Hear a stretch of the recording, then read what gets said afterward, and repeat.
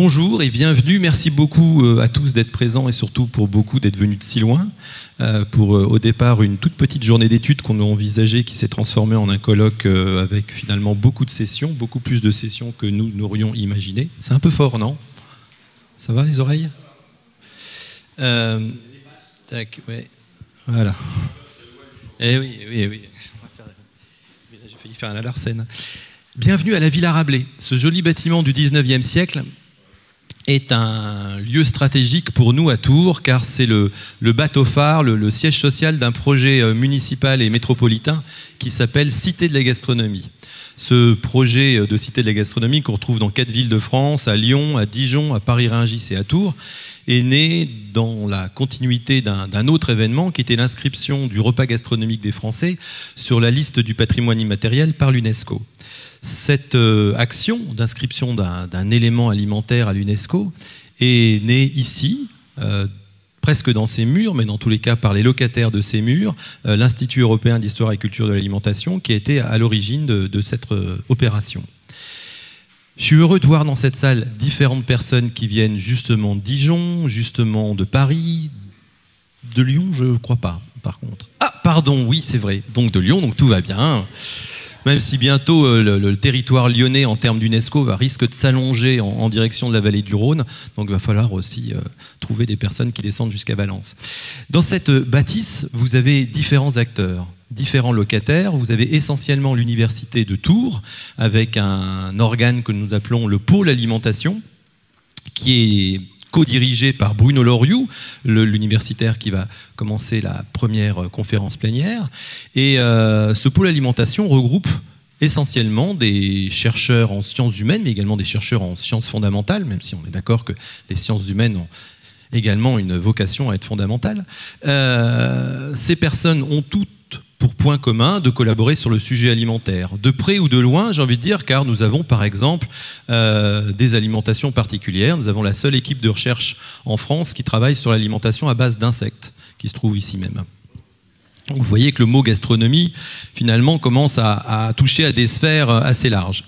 Au sein de ce bâtiment, vous avez un autre bras armé de l'université, pas une composante, mais un organe qui s'appelle l'Institut européen d'histoire et culture de l'alimentation, qui est finalement la cheville ouvrière de beaucoup de manifestations scientifiques et de diffusion de savoirs scientifiques et techniques tournés vers l'alimentation, la gastronomie, le vin et bien d'autres sujets alimentaires.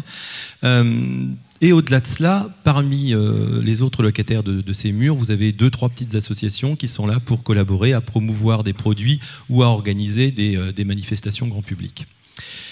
Durant cette journée particulière sur les terminologies gastronomiques et œnologiques, culinaires ou alimentaires, diront d'autres, on va voir différents moments se décliner.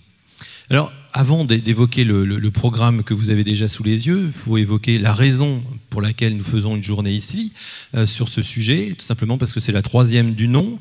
Il y a eu en 2016 à Dijon une première journée sur les terminologies gastronomiques ayant pour sous-titre à l'époque « Transmission », puis une deuxième en 2017 à Reims ayant pour sous-titre « Sens et sensoriel ».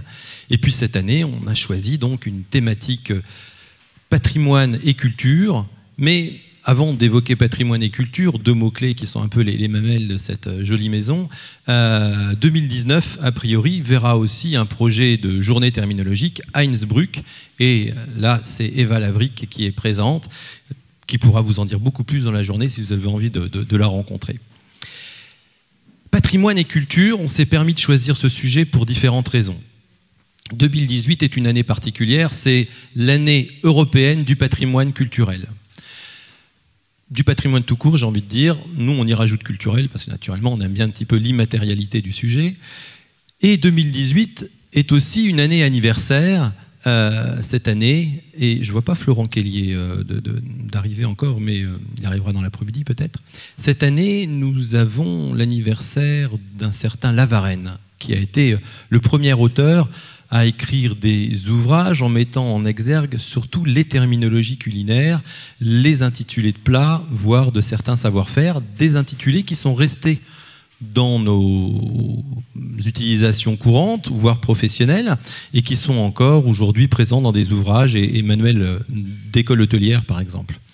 Je disais, Florent Kellier n'est pas encore arrivé, car j'ai parlé d'une date anniversaire en 1618 de la Varenne, et naturellement, en aucun cas, je pourrais me permettre d'apporter une vérité absolue sur ce sujet. Seul un moderniste comme cet historien pourra vraiment confirmer ce dire, car de mémoire, je crois que le Code civil n'était pas encore existant en 1618.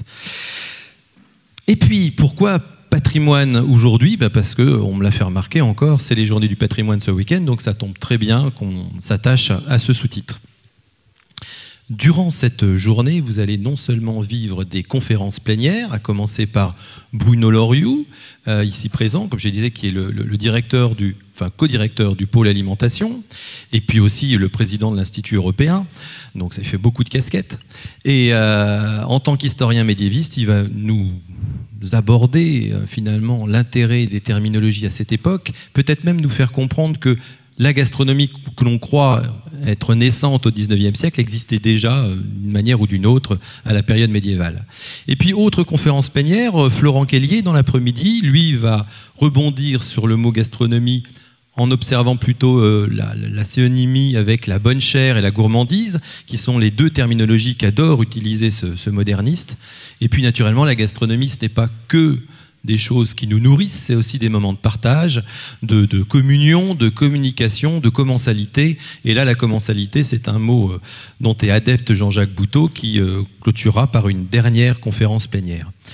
Cette journée va naturellement être marquée par d'autres moments, les moments que vous animez vous-même, et je vous remercie beaucoup de nous faire profiter de toutes vos communications au fil de cette journée. Je remercie aussi le public qui est venu, plus nombreux que j'aurais imaginé, et le public est intéressant dans une journée comme aujourd'hui parce que ça permet une interactivité. On n'attend pas uniquement des conférences qui soient que des présentations, il y a 20 minutes de présentation plus 10 minutes d'échange avec le public, donc tout le monde a son rôle à jouer.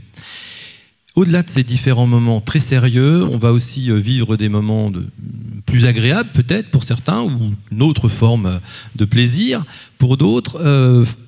Cet après-midi, vers 19h, vous allez entendre une expérience gustative et numérique avec Corinne Collin de l'organisme de gestion de l'appellation Touraine-Amboise et Laurent Gauthier, que je remercie beaucoup pour sa contribution, qui, à travers un programme de recherche, va nous faciliter la lecture des terminologies. Grosso modo, est-ce qu'on peut utiliser un big data pour arriver à argumenter du vin ? Et puis, par la suite, après, vous faites ce que vous voulez. Moi, j'ai ouvert à d'autres déclinaisons extérieures pour ceux qui le souhaitent. Chacun est libre d'aller courir les activités de loisirs qui sont dessinées dans le programme. Juste, petite parenthèse que je n'ai pas glissée. Ce soir, pour ceux qui sont amateurs de représentation plutôt visuelle que textuelle, ce soir, c'est la dernière représentation des illuminations de la cathédrale de Tours. C'est assez joli à voir, c'est gratuit, c'est à 22h. Voilà. Je fais de la pub pour l'Office du tourisme sans en avoir besoin. Mais... Les terminologies, c'est un sujet qui nous touche tous naturellement, et puis dans le domaine de l'alimentation, vu que la gastronomie ne vit qu'à travers des modes, des vogues, on voit que les terminologies suivent aussi ce phénomène. On a eu des époques où les anglicanismes et les anglicismes étaient là pour nous rapporter la flaveur dans les années 80. Dans les années 90, on a eu l'umami et autres terminologies japonisantes, voire asiatiques, qui sont venues aussi se gréver à une forme de culture occidentale. Et puis, on a tous les mots valises aussi qui viennent s'acoquiner de temps en temps. Tiens, je pense à fooding, par exemple, mélange de feeling et de food, qui fait beaucoup parler de lui en ce moment dans les médias, même si ce n'est pas un terme qu'on peut utiliser. Donc, je ne l'ai pas dit, car c'est une marque commerciale. Il faut demander une autorisation pour pouvoir l'utiliser. Donc, vous voyez que des mots deviennent des marques, des produits. Et ces terminologies, finalement, aujourd'hui, on va les observer par différents prismes interdisciplinaires. Les sciences infocom et les linguistes sont essentiellement présents, mais les historiens également, anthropologues. On peut observer qu'il y a certaines personnes qui débordent quelquefois sur la philosophie dans leurs interventions. Donc on s'aperçoit qu'il y a une forme de pluri- ou d'interdisciplinarité qui est présente dans nos différents discours. Et ce qui sera intéressant au cours de cette journée, c'est d'observer qu'un même terme, au-delà d'être penché sur différentes disciplines, un même terme peut être aussi relu à travers différents contextes d'utilisation. Un même terme sera aura une définition différente entre le monde professionnel, le monde scientifique ou le monde des consommateurs. Et c'est peut-être ce sujet-là qui sera intéressant à gratter, car au fil de cette journée, on va vouloir associer, transformer, rétrocéder, restituer, dans tous les cas, quels que soient les verbes directeurs qu'on va avoir à l'esprit dans nos échanges. Ce qui sera surtout intéressant, l'intérêt essentiel, je pense, ça sera d'échanger, de vouloir transmettre notre point de vue afin que d'autres puissent nous apporter un feedback. L'histoire, je reviens à l'histoire cette année qui a une place un petit peu prépondérante dans ce circuit des journées de terminologie œnologique et gastronomique. L'histoire est intéressante car inévitablement l'évolution des discours et des termes a construit peut-être même plus la cuisine et la gastronomie que l'évolution des techniques. Je pense que le nom des plats a plus fait avancer la gastronomie que le savoir-faire des chefs. Et je pense, je n'ai pas dit que j'avais raison, je pense même qu'au fil du temps, j'ai l'impression, grâce aux réseaux sociaux et autres médias, que les terminologies sont devenues même plus matérielles, sont devenues un produit aujourd'hui, beaucoup plus que le produit alimentaire en lui-même, qui, à travers sa présence immatérielle du numérique, est devenu lui-même à perdre sa matérialité. J'entends par là que les termes deviennent de plus en plus matériels grâce au textuel, et le produit, du fait de la présence uniquement visuelle, perd de sa matérialité qu'il avait jadis beaucoup plus à travers les vitrines des bouchers ou des boulangers. Un dernier mot-clé, déguster. Alors, si déguster, parce qu'on va finir par ça ce soir, et on va le faire tout au courant de la journée, si déguster finalement est synonyme d'échanger, de communiquer, de communier même, on pourrait dire, pour certains chercheurs qui ont des prédilections dans le domaine du religieux, et bien dans ce cas-là, je vous souhaite surtout de passer une bonne dégustation durant cette journée qu'on pourrait appeler des rencontres ono-gastro-discursives. Ne cherchez pas la définition, il n'y en a pas. Et puis on va commencer ce menu avec une entrée ou une amuse-bouche. Bruno se positionnera comme il le souhaite, en écoutant Bruno Loriot sous sa coupe de médiéviste, qui va peut-être nous apporter une lecture sur la définition absolue d'un terme. Peut-être que la seule légitimité ou une des légitimités que peut avoir un terme, c'est avant tout son historicité. Bonne journée à vous.